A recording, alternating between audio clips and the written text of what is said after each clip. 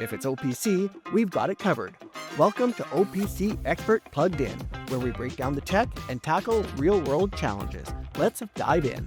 You know, for anyone who's stared at that disconnected status on a critical system, maybe a SCADA system, or spent hours trying to figure out some cryptic DCOM error, well, you know the feeling. Oh, yeah, that unique frustration. Exactly. It's that moment where connectivity just vanishes in an industrial setting and you're left completely baffled. Is it the network? Security? Something else entirely? Something deep and hidden, usually. Right. So today we're doing a deep dive into a specific feature from OPC Expert. It's called Troubleshooting OPC and DCOM, and it's designed to, well, cut through that exact complexity. Our mission really is to see how this tool tackles what's always been a notoriously tricky problem. The promise is helping you streamline connectivity troubleshooting, not just react to failures. Okay, so let's unpack this a bit. When we talk about OPC and DCOM problems, it's quite a range, isn't it? We've got straight-up connection failures, sure, but also those really maddening DCOM configuration errors. Well, and the intermittent ones, too. Those are the worst. Plus, network barriers, security issues, access problems. For our listeners, you know, the folks actually dealing with this stuff, what's the core technical pain this tool is meant to solve? Well, what's really fascinating, I think, is that it's often the subtle technical details causing the most grief.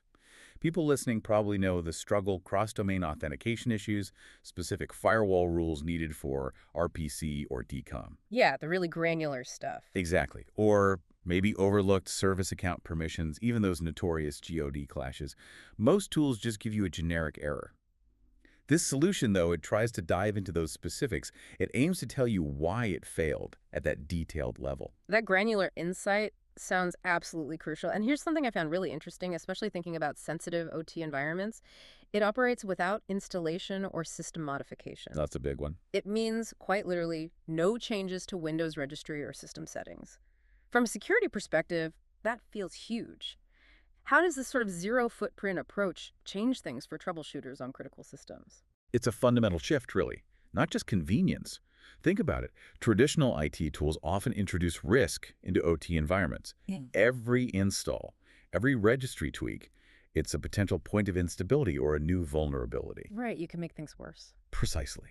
So being able to troubleshoot without altering that critical production system, ensuring that enhanced system safety, well, it's paramount. You're diagnosing, not potentially destabilizing. And for folks like systems admins or IT support managing multiple sites, the fact it can be run from a USB drive, making it portable and accessible, that seems incredibly practical. How does that mobility help when you're bouncing between locations? So it tackles the logistical headaches head on. I mean, imagine instead of spending hours, maybe a whole shift, digging through logs and settings on different machines. Yeah, manually checking everything. Right. Instead, an engineer could just plug in a USB stick, run a quick diagnostic, and bam, get immediate actionable insights. That mobility isn't just about saving travel time. It means your diagnostic toolkit is always with you, ready for any site, any machine. That connects directly to not wanting to be overwhelmed by just raw data, right? You mentioned verbose connection messages. So this isn't just an error code number. No, not at all. It's designed to give detailed error descriptions, possible causes, and step-by-step repair instructions. It sounds like it's trying to maybe democratize the expertise a bit, help frontline staff solve things without always needing that deep IT specialist. That's exactly the idea. It's about shifting some of that deep DCOM knowledge from the few gurus to potentially anyone on the plant floor who needs to troubleshoot. Bridging that IT-OT gap. Yes. Yeah. It acts like a universal translator, providing context and steps. It empowers more people to understand and often fix issues that used to require really specialized knowledge. It simplifies the whole diagnosis process. Okay, so beyond just fixing current fires, there are efficiency features too. The OPC snapshot, capturing all relevant system and OPC settings in one report. That alone must save tons of time on documentation. No more endless screenshots, right? Absolutely. Documentation can be a huge time sink. But it also has watchdog and trigger functions. How do those help move beyond just reacting to problems towards maybe more proactive maintenance? Well, they enable continuous, non-invasive monitoring of the connection health. So instead of waiting for a full communication breakdown that stops production. Which is what usually happens. Yeah. The watchdog can spot subtle things, maybe latency creeping up, or repeated connection retries, or specific DCOM security logs appearing more often. A trigger could then, say, automatically capture one of those OPC snapshots or send an alert before there's any real impact. Ah, like an early warning system. Exactly, detecting issues before they become full-blown outages. Now, connecting this to the bigger picture, the tool apparently has specific OPC server knowledge. It gives tailored error messages and troubleshooting steps for servers from major players like Rockwell, Siemens, and others. How does that specific knowledge make it better than a generic tool?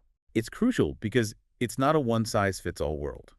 An error code, say, from a Rockwell system, might have a subtly different root cause than the same code from a Siemens system, just because of how their OPC servers implement DCOM or security. Different nuances. Right. Our tool understands many of those nuances.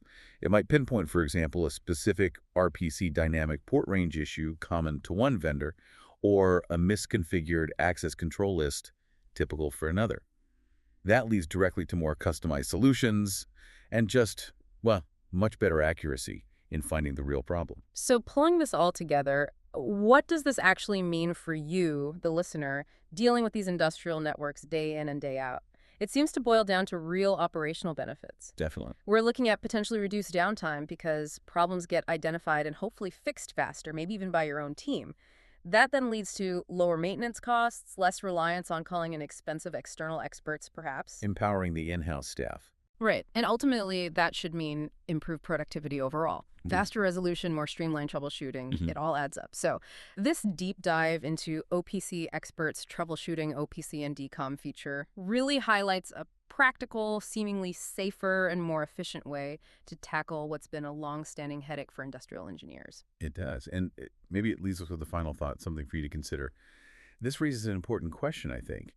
How does a tool that shifts the focus from just reacting to failures towards proactive problem solving and continuous monitoring? How does that fundamentally change the way you approach system reliability? How does it change how you budget, strategize, and manage operational efficiency in your specific environment?